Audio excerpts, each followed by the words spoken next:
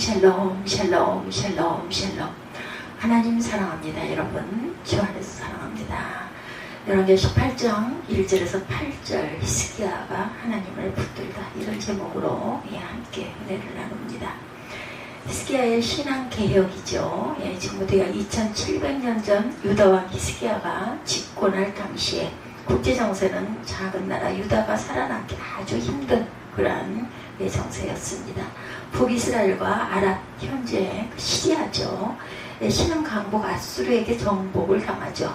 아수르는 이제 유다를 압박해 옵니다. 히스기야의 아버지 아하스왕 때부터 유다는 아수르의 어떤 그 봉신 국가이기도 했죠. 아수르는 왕의 나라, 유다는 신앙의 나라로 조약을 맺습니다. 그러니 히스기야가 왕이 되었지만 아수르의 지배에서 벗어날 수가 없었어요. 이런 어려운 형편의 히스기야가 어떻게 살았겠는가?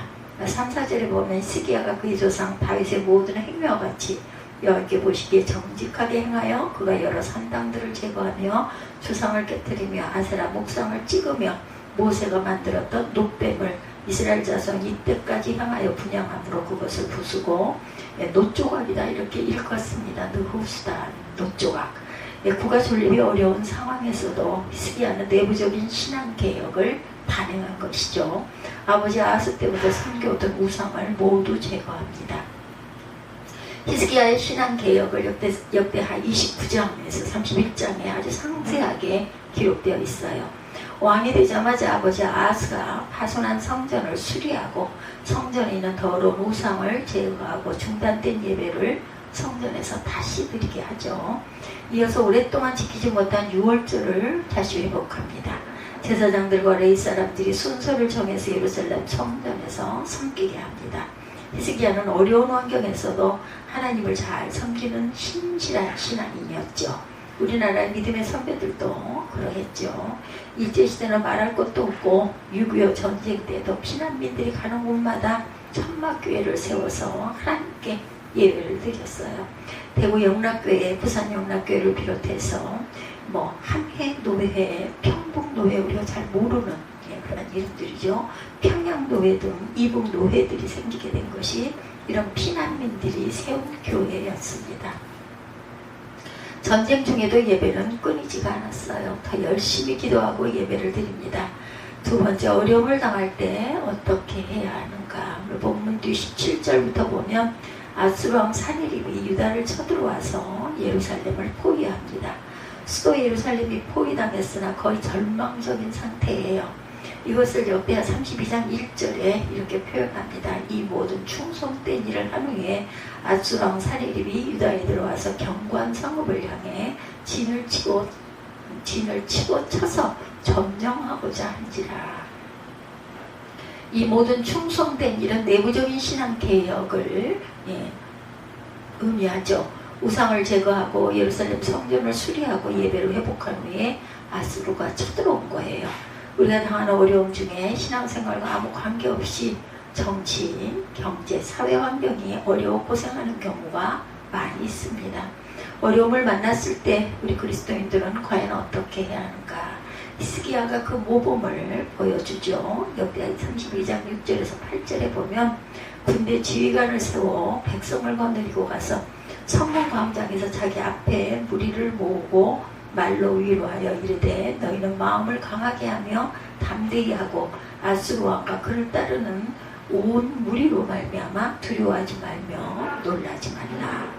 무리와 함께 하시는 이가 그와 함께 하는 자보다 크니 그와 함께 하는 자는 육신의 팔이요 우리와 함께 하시는 이는 우리 하나님 야훼시라.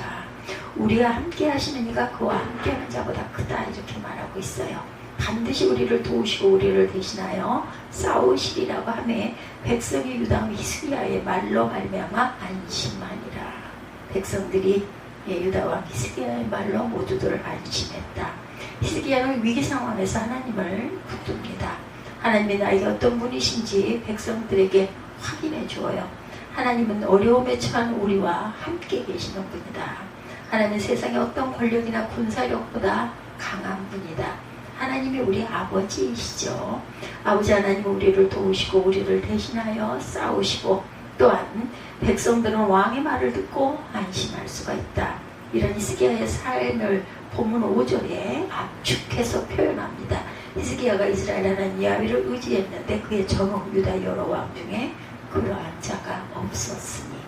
히스기야는 하나님을 의지했어요. 여기 의지하다는 번역된 히브리어는 신뢰하다, 또한 든든하다, 평안하다, 담대하다 이런 뜻으로 번역됩니다. 히스기야는 어려울 때 하나님을 신뢰했습니다. 하나님을 의뢰하며 신뢰하며 든든하고 평안하고 담대해졌다. 하나님을 붙들었어요. 하나님을 신뢰하는 것이 무엇인지 구체적으로 6절에 설명되어 있습니다. 곧 그가 야훼께 연합하여 그에서 떠나지 아니하고 야훼께서 모세에게 명령하신 계명을 지켰더라. 하나님을 신뢰하는 것은 하나님께 연합했다라는 뜻입니다. 연합하다는 말로 번역된 히브리어는 서로 달라붙어 분리될 수 없다라는 뜻을 갖고 있어요. 6절의 다른 해석 성경 봅니다. 히스기야는 하나님을 꼭 붙들고 잡은 손을 절대 놓지 않고 하나님께서 모세에게 명령하신 모든 말씀에 그대로 순종했다. 하나님을 신뢰하는 것은 하나님을 꼭 붙들었다라는 말, 주님에게만 매달려라고 번역합니다. 사실 하나님께서 우리를 붙들고 계시죠. 이사야 41장 10절에 두려워하지 말라, 내가 너와 함께함이라, 놀라지 말라, 나는 내 하나님이 됨이라, 내가 너를 굳세게 하리라, 참으로 너를 도와주리라, 참으로 나의 의로운 오른손으로 너를 붙들리라. 하나님의 손이 우리를 붙들어 주시겠다 이렇게 말씀하세요. 하나님 우리를 붙드시지만 우리가 하나님을 떠날 수도 있다. 히스기야의 아버지 아하스처럼 하나님을 버리고 우상을 섬길 수도 있어요. 히스기야는 하나님이 좋아서 하나님을 떠나지 않고 하나님과 함께 살았다라는 거죠. 이것이 하나님을 붙드는 행위입니다. 믿음이 약한 사람들은 위기를 만날 때 헛된 것을 붙잡죠. 히스기야의 아버지 아하스가 그러했습니다. 하나님을 신뢰라는 이사야 선지자의 말을 듣지 않아요. 도리어 강대국 아수르를 의지하죠. 근데 그 아들 히스기야는 어떻게 하나님을 붙들 수가 있었을까요? 2절에 히스기야의 어머니가 소개됩니다. 그의 어머니 이름은 아비요 스가랴의 딸이더라. 역대 29장 1절에 어머니 이름이 아비야로 되어 있습니다. 아비야. 아비는 나의 아버지라는 뜻이고 야는 나의 아버지다 이런 뜻을 갖고 있습니다. 아비는 나의 아버지라는 뜻이고 아비야는 야훼는 나의 아버지다. 외할아버지 이름 스가랴는 야훼께서 기억하신다는 뜻이에요. 어머니 외할아버지 이름만 봐도 외가가 신앙이 좋은 가문이었다는 것을 알 수가 있습니다. 아버지 아하스는 하나님을 떠난 악한 왕이었지만 어머니와 외할아버지 좋은 신앙을 물려받았다는 것이죠. 또 아버지 아하스가 하나님을 떠나 우상을 섬겼지만 여전히 어려움에서 헤어나오지 못하는 것을 보았어요. 히스기야는 이것은 아니다라고 생각한 히스기야는 아버지를 반면교사로 삼았습니다. 어려울수록 헛된 것을 붙들지 말고 주님만 바라봐야 되겠죠. 주님께 올인할 줄 알아야 합니다. 하나님을 신뢰하시기 바랍니다. 열왕기상하는 역사책을 기록할 때 유대인들이 바벨론에서 포로 생활을 할 때였어요. 나라가 망하고 포로 생활하는 유대인들을 붙들 것이 하나도 없었습니다. 그들은 의지할 것이 아무것도 없었어요. 그래서 히스기야 시대의 역사를 돌아보면서 하나님을 꼭 붙들고 권면한 거죠. 힘들수록 하나님을 붙들어야 한다. 하나님을 붙든 결과는 형통했죠. 하나님을 신뢰하는 붙들었던 히스기야는 어떤 결과를 가져왔는가. 7, 8절에 야훼께서 그와 함께 하시며 그가 어디로 가든지 형통하였더라. 저가 아수르 왕을 배반하고 섬기지 아니하였고 그가 블레셋 사람들을 쳐서 가사와 그 사방에 이르고 망대에서부터 견고한 성까지 이르렀더라. 이렇게 증거되어 있습니다. 어디로 가든지 형통하였다. 하나님을 신뢰하는 그리스도인들이 얻게 된 결과 어디로 가든지 형통입니다. 여기 형통은 아무 어려움이 없다는 뜻이 아니죠. 잘 뚫려서 잘 나간다, 교통한다 이런 뜻을 갖고 있습니다. 고난을 이겨내는 것이 형통입니다. 하나님과 함께 있기 때문에 우리는 고난을 이겨내고 승리할 수 있다. 어려움 속에 하나님을 붙잡은 히스기야는 아수르와의 공신관계를 일방적으로 파기합니다. 더 이상 아수르를 섬기지 않아요. 그랬더니 아수르가 유다를 쳐들어와서 예루살렘을 포위했고 아수르왕 사네립이 장군 랍사게를 보내어 협박합니다. 히스기야가 너에게 야훼를 의지하라는 말을 듣지 말아라. 히스기야가 너희를 설득하여 야훼께서 우리를 건지시려 하여도 듣지 마라. 야훼는 예루살렘을 내 손에서 야훼가 예루살렘을 내 손에서 건지겠느냐?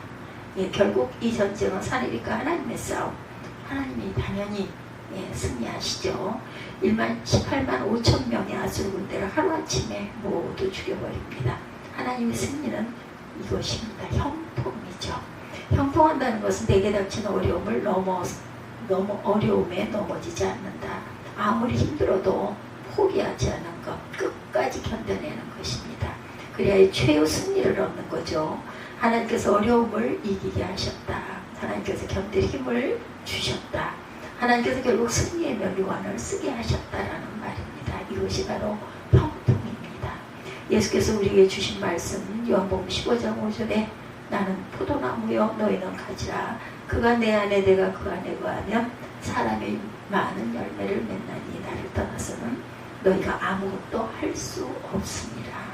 예수 안에 거하면 돼요. 하나님을 붙잡고 있으면 형통합니다. 많은 열매를 맺어 풍성한 삶을 누리게 된다는 것을 잊지 않는 저와 여러분들이 되시기를 주님의 이름으로 축복합니다. 기도하시겠습니다.